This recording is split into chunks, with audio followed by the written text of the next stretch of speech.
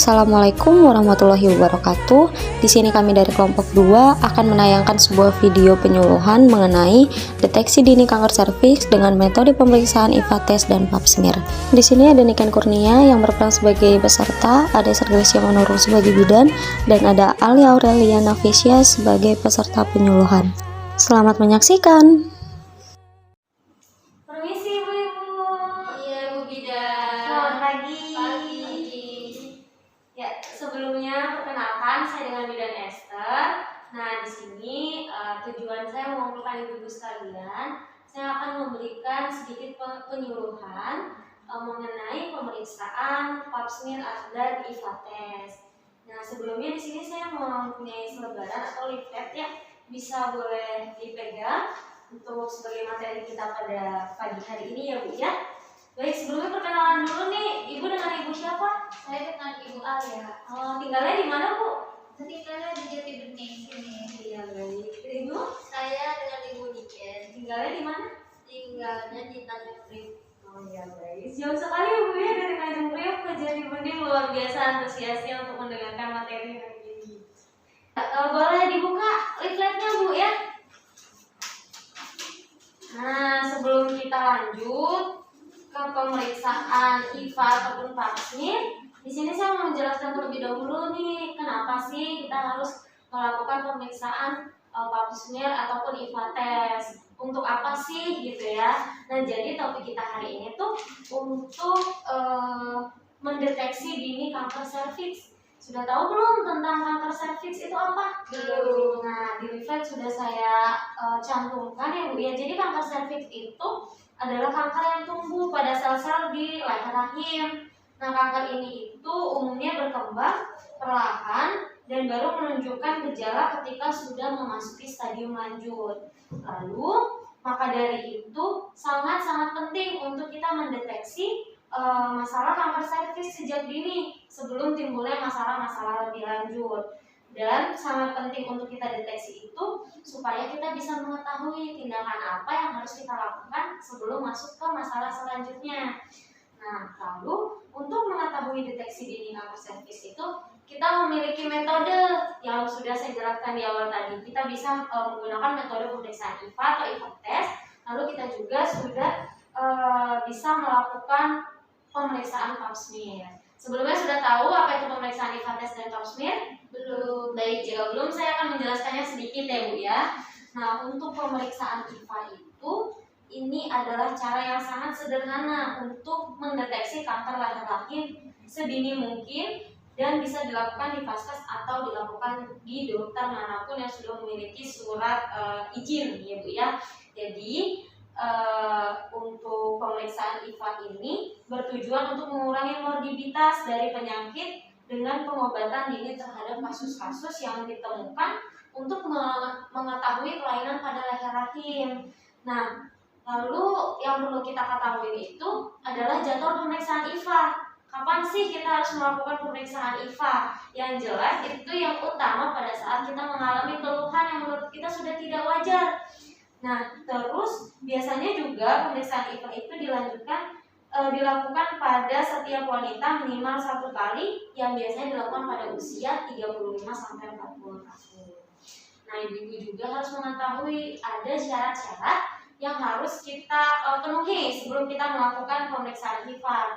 Yang pertama itu yang jelas sudah melakukan hubungan seksual. Lalu yang kedua itu tidak sedang datang bulan ataupun haid. Lalu untuk yang ketiga yang pastinya ibu-ibu sedang tidak hamil. Nah, yang selanjutnya tidak boleh melakukan hubungan seksual sebelum 24 jam sebelum pemeriksaan. Jadi ibu-ibu kalau misalnya melakukan pemeriksaan IVA test itu ditunda dulu selama 24 jam. Ya, jangan habis hubungan besoknya langsung melakukan pemeriksaan IVA test. Jadi harus menunggu 1 kali 24 jam terlebih dahulu ya. Nah, selanjutnya cara yang kedua kita bisa menggunakan metode pap smear ibu-ibu. Nah, metode pap smear ini merupakan metode medis yang dilakukan dengan cara mengambil sel-sel rahim dengan alat khusus yang berfungsi untuk mengetahui ada atau tidaknya masalah pada leher rahim yang dapat memicu penyakit kanker. Biasanya ini dilaksanakan pada usia 21 sampai 30 tahun yang diajukan setiap bulan.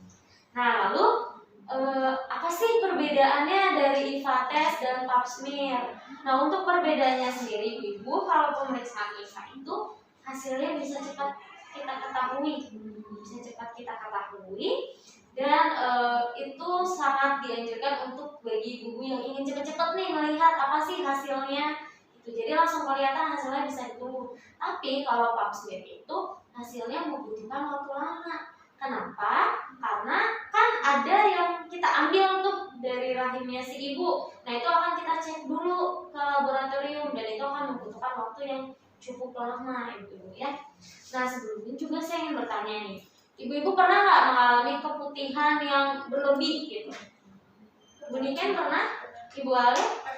Terkadang warnanya gimana?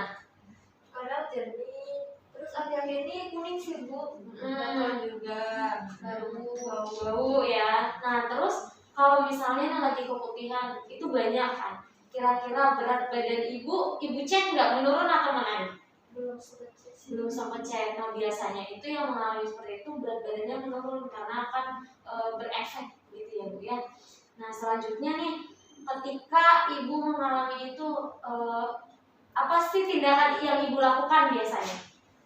Ya jadi karena ibu sudah memberikan penjelasan tadi ya mengenai pemeriksaan IVA dan pap smear, jadi mungkin nanti saya juga mau periksa nih Bu, takut juga sama keputihan saya, kalau akhir-akhir ini juga berlebihan gitu, kuning juga gitu. Biasanya periksanya di mana ya Bu ya? Nah, biasanya itu bisa kalau ibu lebih dekat sama PMD, praktik klinik bidan, ibu bisa cek di situ. Bisa, nanti ibu mungkin akan temu janji dulu sama bidannya, atau ibu bisa ke puskesmas seperti itu, bertemu dengan dokter yang berwenang untuk melakukan pemeriksaan di sana. Ya.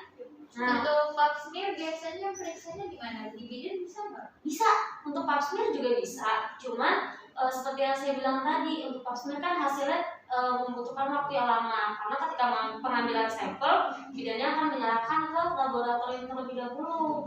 Ya, jadi mau di bidan juga bisa. Selagi bidan itu menyediakan pemeriksaannya, ibu bisa langsung temu janji dengan bidan tersebut.